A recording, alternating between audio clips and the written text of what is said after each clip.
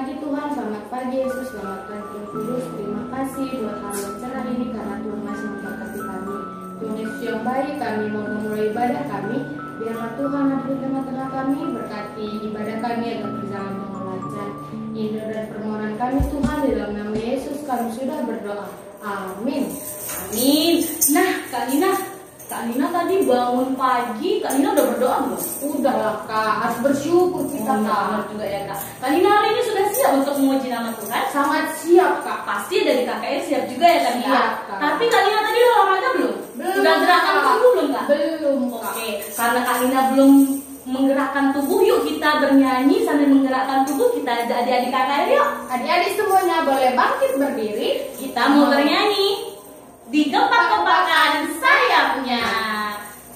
Dibuat gerakannya ya.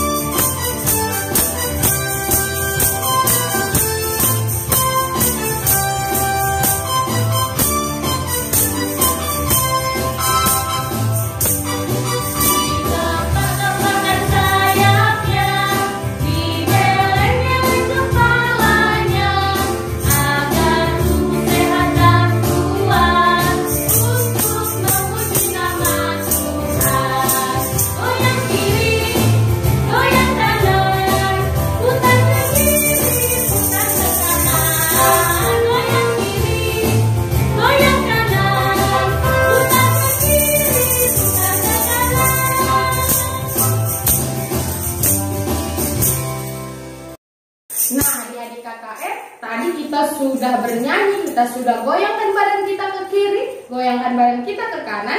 Sekarang kakak mau tanya sama adik-adik dan kakak mau tanya sama Kak Nina. Kak Nina capek nggak Kak? Enggak dong Kak, masa baru segitu aja udah capek? Adik-adik nggak boleh capek. Adik-adik KKR juga pasti belum capek ya Kak? Ya udah pasti dong Kak, mereka pasti semangat, benar tidak? Nah adik-adik, kita kan diciptakan Tuhan itu mempunyai tangan, kaki, mata, mulut, hidung, semua anggota tubuh.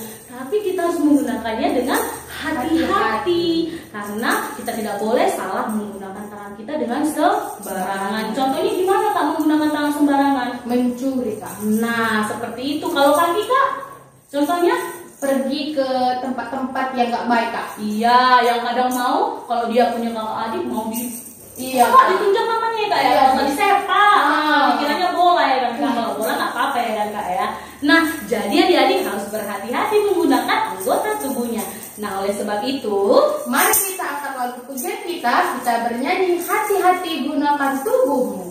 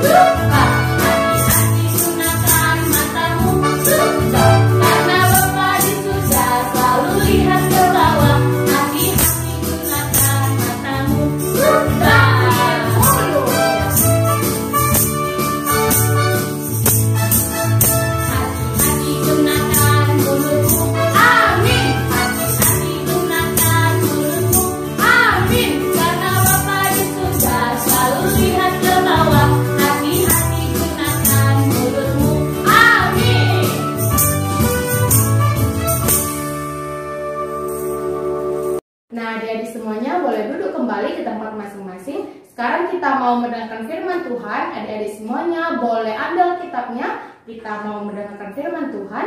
Kita mau nyanyi lagu apa Kak? kita mau bernyanyi lagu Buka Alkitab. Yang tahu gerakannya sambil gerakan ya.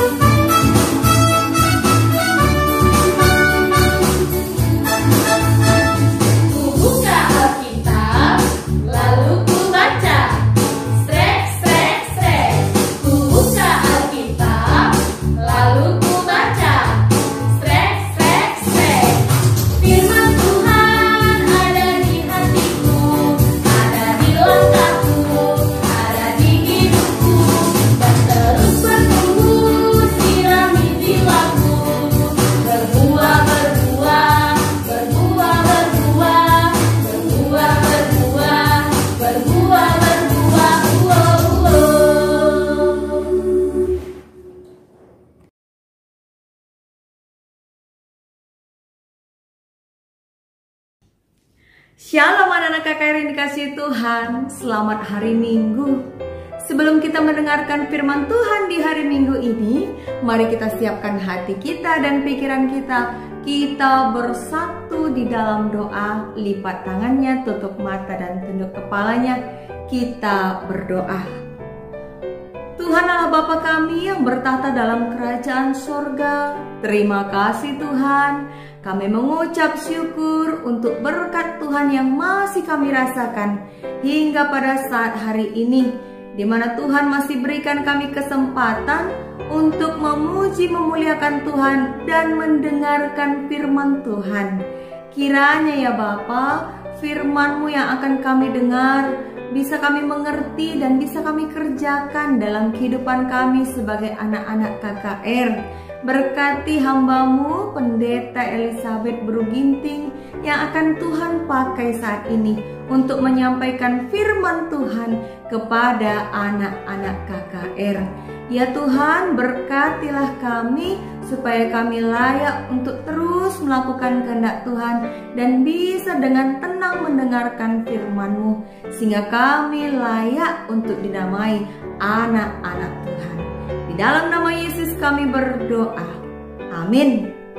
Nah, firman Tuhan yang sampai kepada kita di hari ini diambil dari Perjanjian Lama, yaitu kitab Kejadian. Mari diambil Alkitabnya, kita buka kitab Kejadian, yaitu kitab pertama dari Perjanjian Lama di Alkitab kita ya. Kitab yang pertama yaitu Kejadian pasal yang ke-41 ayat 46 sampai ayat ke-57. Oke, sudah didapat? Kita tunggu ya, supaya kalian bisa mencari sampai dapat Kejadian 41 ayat 46 sampai ayat 57. Oke, sudah didapat ya? Kalau sudah dapat, mari kita baca bersama-sama. Pendeta baca dari sini, kalian semua baca dari rumah masing-masing. Kita baca Kejadian 41 ayat 46 sampai ayat 57. Demikianlah firman Tuhan.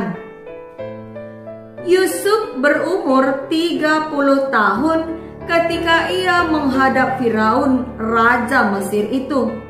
Maka pergilah Yusuf dari depan Firaun, lalu dikelilinginya seluruh tanah Mesir.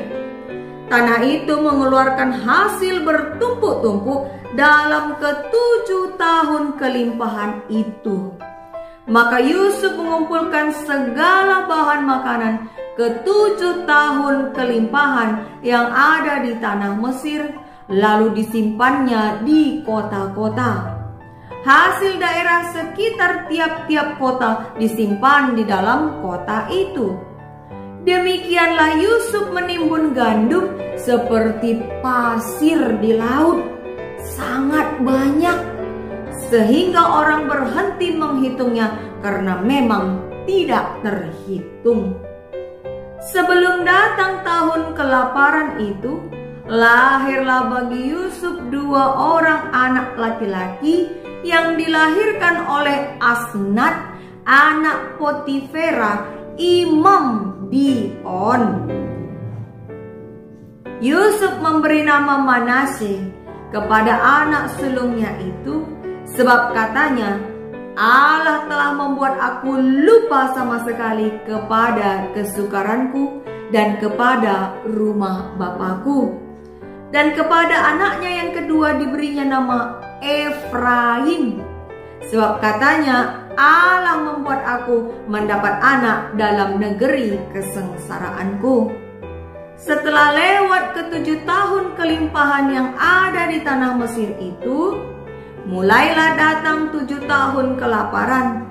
Seperti yang telah dikatakan Yusuf, dalam segala negeri ada kelaparan. Tetapi di seluruh negeri Mesir ada roti. Ketika seluruh negeri Mesir menderita kelaparan dan rakyat berteriak meminta roti kepada Firaun, Berkatalah Firaun kepada semua orang Mesir, "Pergilah kepada Yusuf, perbuatlah apa yang akan dikatakannya kepadamu." Kelaparan itu merajalela di seluruh bumi, maka Yusuf membuka segala lumbung dan menjual gandum kepada orang Mesir, sebab makin hebat kelaparan itu di tanah Mesir. Juga dari seluruh bumi datanglah orang ke Mesir untuk membeli gandum dari Yusuf, sebab hebat kelaparan itu di seluruh bumi.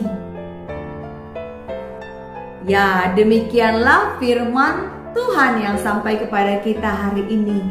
Dan tema untuk kita renungkan adalah bisa dipercaya.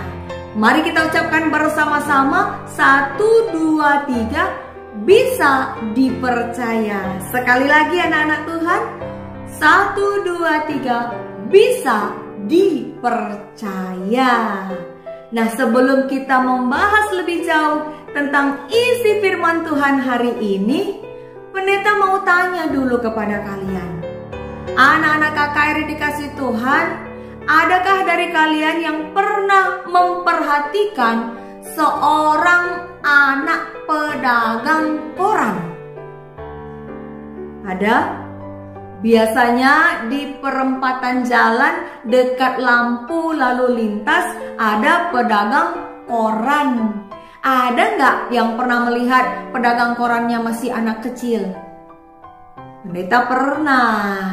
Pedagang korannya masih usia sekolah. Nah, ada suatu kisah tentang seorang anak pedagang koran. Namanya Muli. Siapa? Muli.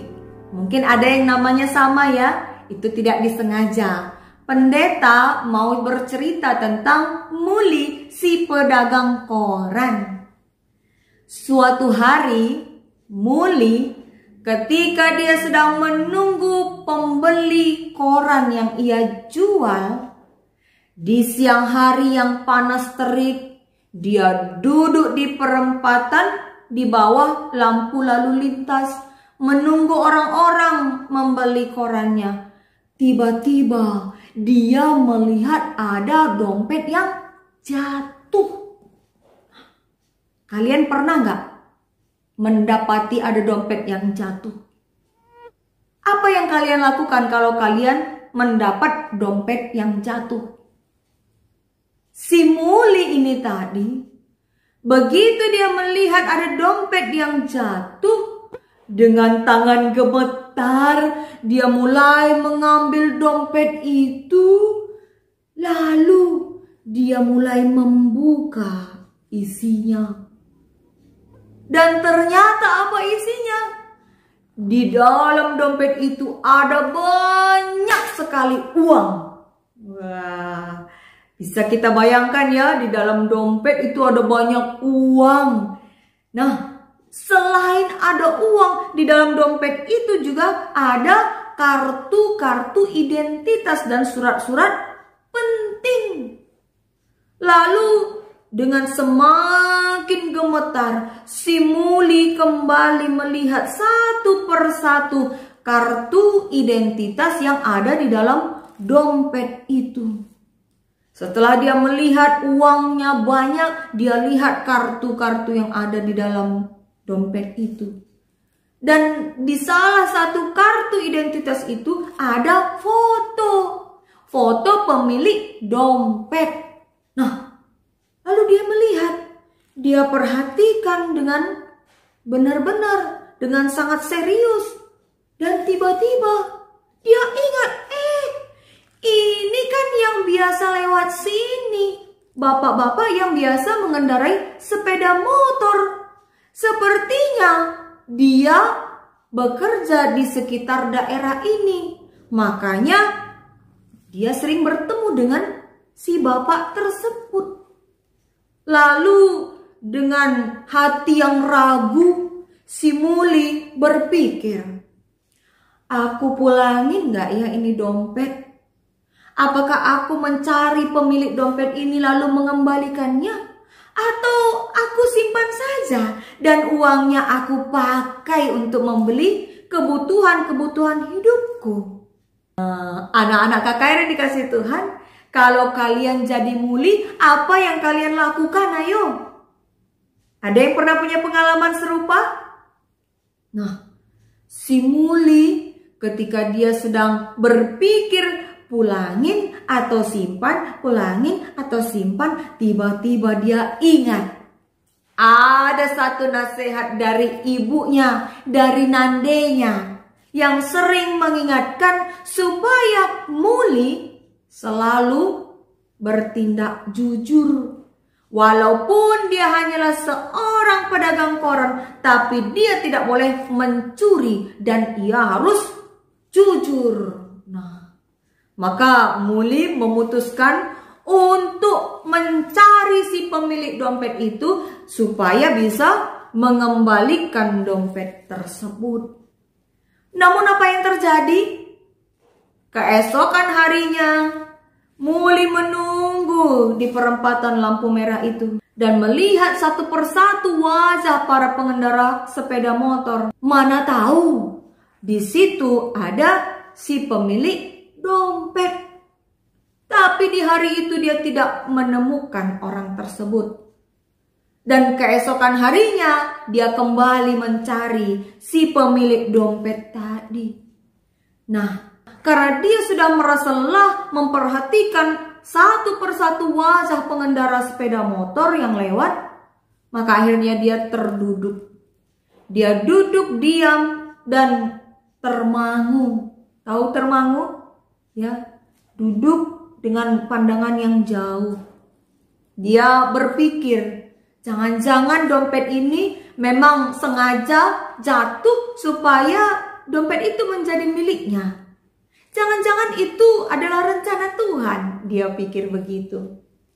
Nah, tiba-tiba ketika ada lampu merah, dia melihat ada sosok yang wajahnya sangat menyerupai foto yang ada di dalam kartu identitas di dompet itu tadi. Dia segera bangkit, lalu dia mengejar si orang tersebut. Lalu dia melihat kembali foto yang ada di kartu identitas. Dia mencocokkan dengan orang tersebut dan ternyata benar. Itulah dia si pemilik dompet tadi. Awalnya dia merasa ragu-ragu untuk mengatakan apa yang terjadi. Tapi kemudian dengan berani dia mengatakan kepada si pemilik dompet, "Pak, ini dompet Bapak. 2 hari yang lalu saya mendapatinya jatuh di jalan ini." Dan kalian tahu apa yang terjadi?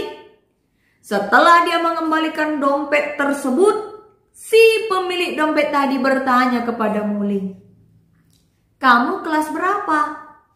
Kata muli, "Saya sudah tidak sekolah karena tidak ada biaya, Pak," katanya.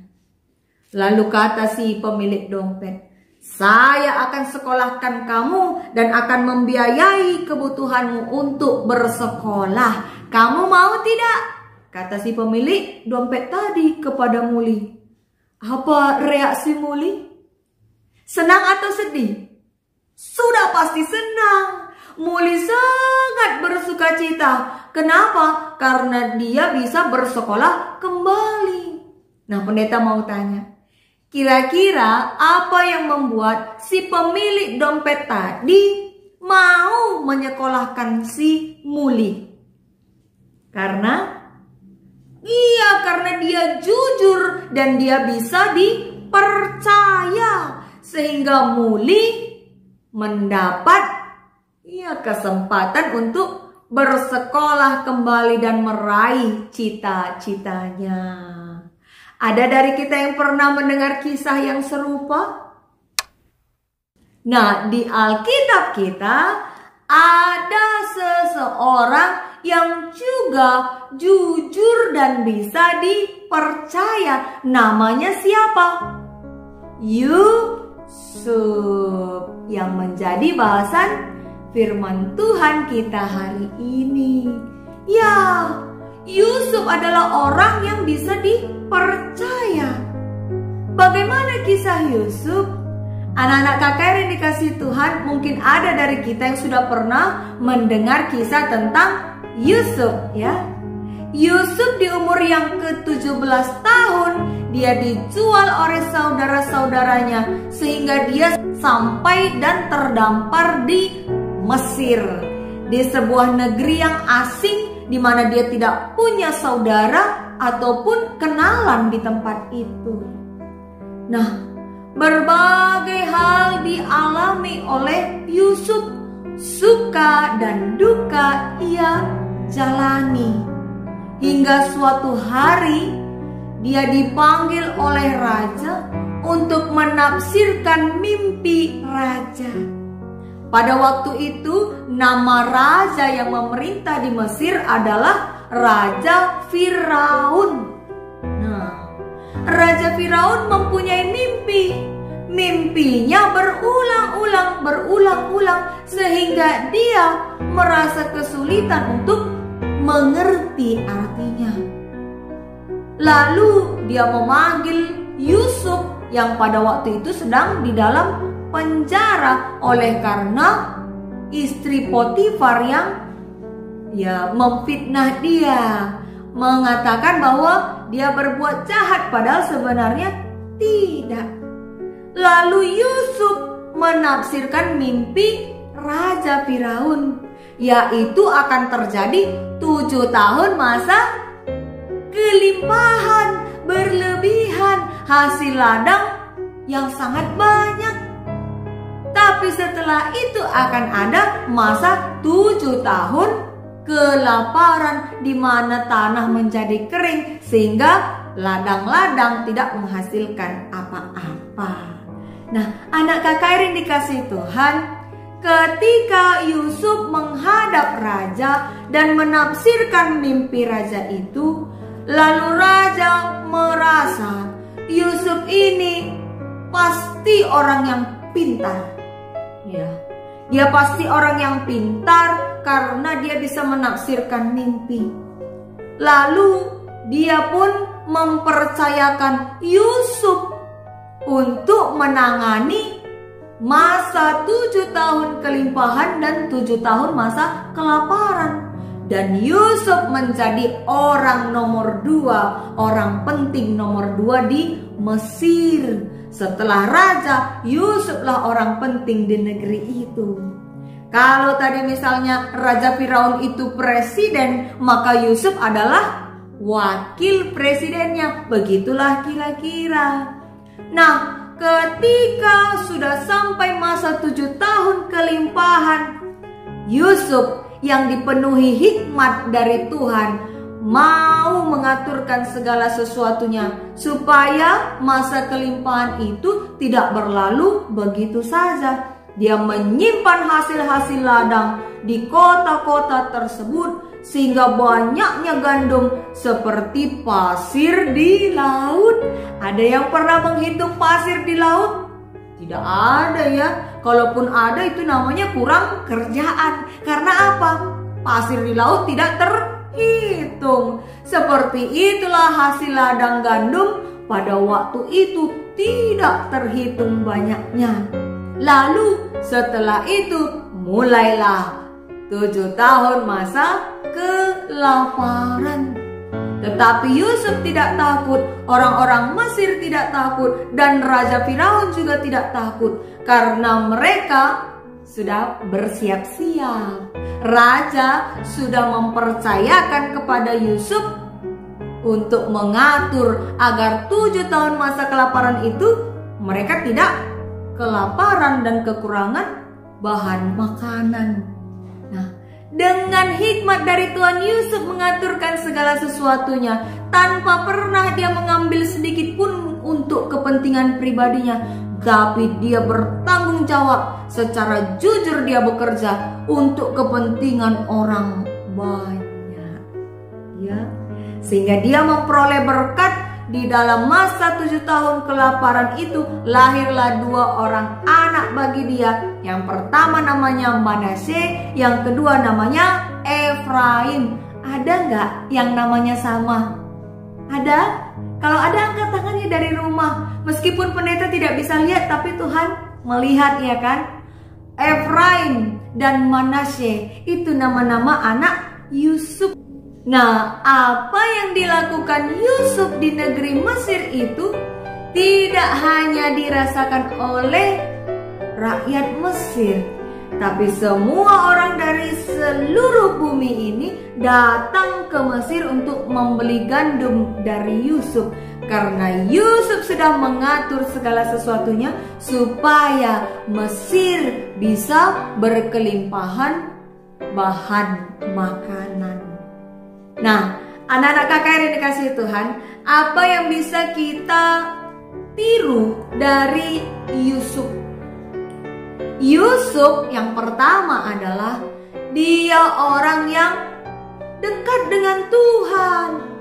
Bagaimana dia bisa menafsirkan mimpi dari raja kalau dia tidak diberikan hikmat, kepintaran dari Tuhan? Ya, orang yang dekat dengan Tuhan, yang selalu melakukan apa yang Tuhan suka, itu akan selalu diberkati. Maka jadilah anak-anak yang dekat dengan Tuhan. Bagaimana caranya? Ya, senantiasa berdoa, membaca firman Tuhan dan memuji nama Tuhan. Kalau memuji nama Tuhan, bernyanyi harus dengan sepenuh hati, dengan semangat. Jangan memuji nama Tuhan sambil cemberut, sambil bersungut-sungut. Nah, itu Tuhan tidak senang. Yang kedua, Yusuf, ya, dia selalu berlaku jujur.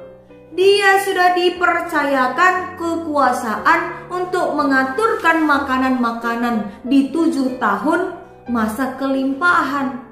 Raja percaya kepada Yusuf, rakyat Mesir juga percaya kepada Yusuf, dan Yusuf tidak menyia-nyiakan kepercayaan raja dan rakyat Mesir.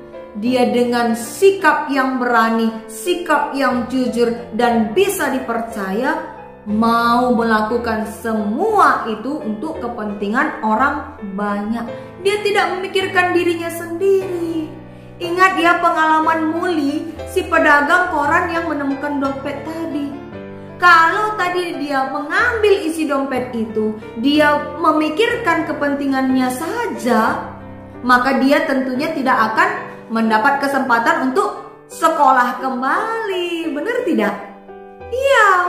Tapi karena si Muli jujur, dia mengembalikan dompet tersebut, maka si pemilik dompet berpikir ini orang yang jujur, bisa dipercaya, maka dia diberi kesempatan untuk meraih cita-citanya. Maka begitulah juga kita harusnya sebagai anak-anak Tuhan, berlaku jujur. Ingat, mata Tuhan melihat, ada lagunya itu ya. Mata Tuhan melihat apa yang kita perbuat. Nah, mata Tuhan senantiasa melihat. Maka bersikap baiklah, bersikap jujurlah, jangan bohong-bohong, jangan mencuri, dan melakukan apa yang Tuhan tidak kehendaki. Ingat, orang yang melakukan hal yang baik akan senantiasa diberkati oleh Tuhan, seperti Yusuf. Maka mari jadilah Yusuf-Yusuf yang baru, yang selalu berbuat baik, sehingga kita selalu diberkati oleh Tuhan. Mau ya diberkati Tuhan ya? Kalau mau, mari kita lakukan hal yang baik, berlaku jujur, dan senantiasa melakukan yang benar di mata Tuhan. Kiranya Roh Kudus Tuhan memampukan kita melakukan firman-Nya.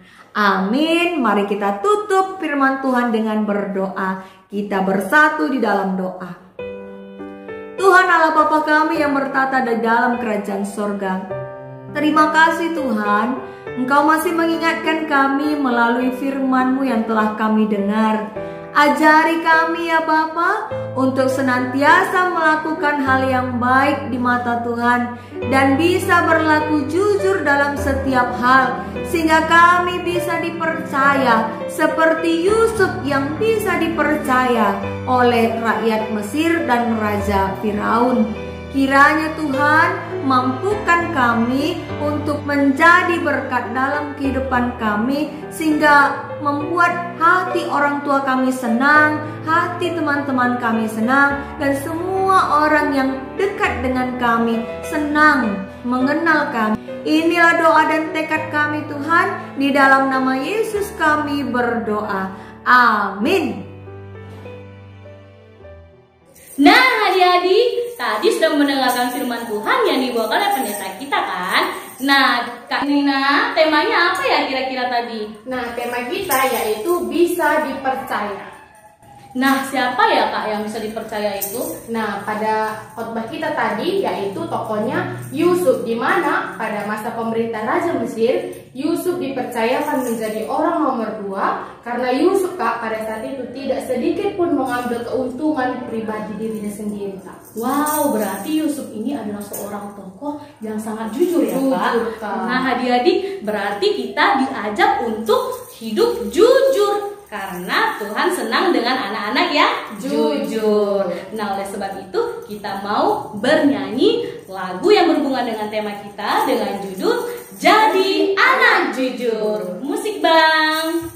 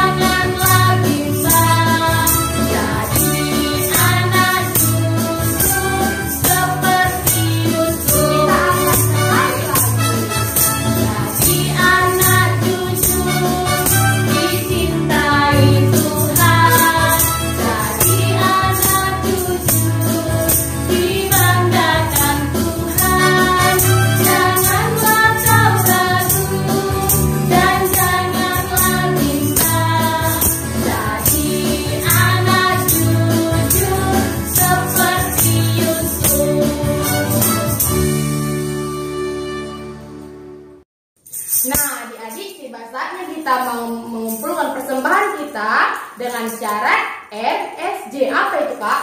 Aku tahu Kak. Apa, Kak? Rumah sakit jiwa. Bukan, Kak. Salah, Kak.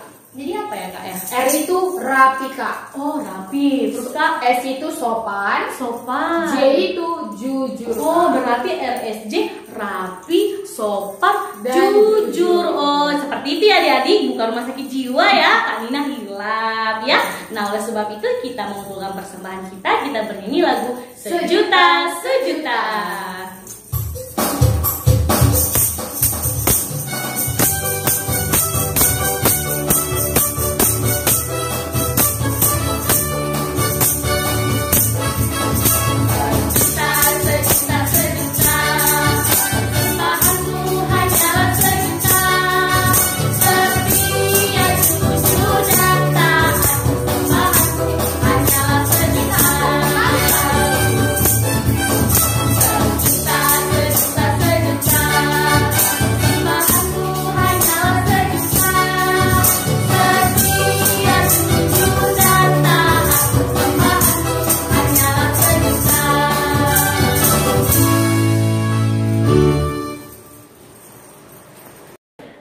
Sekarang mari kita bersatu di dalam doa syafaat kita. Sekaligus kita akan mendoakan persembahan yang telah kita kumpulkan. Kita berdoa, mari kita satukan hati. Tuhan Allah Bapa kami yang baik, kami mengucap syukur Tuhan, Engkau masih berikan kami kesempatan untuk mengucap syukur melalui persembahan yang telah kami kumpulkan. Kiranya Tuhan memberkati persembahan yang telah kami kumpulkan ini, agar layak untuk dipakaikan oleh gereja Tuhan, menjadi alat untuk memberitakan firman Tuhan. Ya Bapa, berkati juga semua yang masih ada pada orang tua kami. Kiranya pemberian Tuhan bagi orang tua kami bisa dipergunakan untuk mencukupkan keperluan hidup kami sehari-hari. Berkatilah ya Tuhan orang tua kami dalam segala pekerjaannya dan kesehatan mereka. Berikan mereka kesehatan dan juga kemampuan untuk membimbing kami anak-anak Tuhan menjadi anak-anak yang layak untuk memperoleh berkat dari Tuhan. Berkati juga ya Bapa guru-guru sekolah kami maupun guru sekolah minggu. Berikan mereka kesehatan juga ya Bapa dalam setiap pekerjaan dan pelayanan mereka. Tuhan yang melimpahkan berkat. Begitu juga dengan teman kami sesama KKR yang mungkin pada saat ini sedang ada yang sakit atau sedang ada yang sedang berduka. Tuhan, kiranya Engkau menguatkan hati mereka dan memberikan kesembuhan. Kami rindu untuk berkumpul kembali Tuhan, tapi kami percaya pada waktu yang Tuhan tentukan, waktu yang indah, kami boleh berkumpul kembali untuk memuji Tuhan dalam kebaktian minggu kami.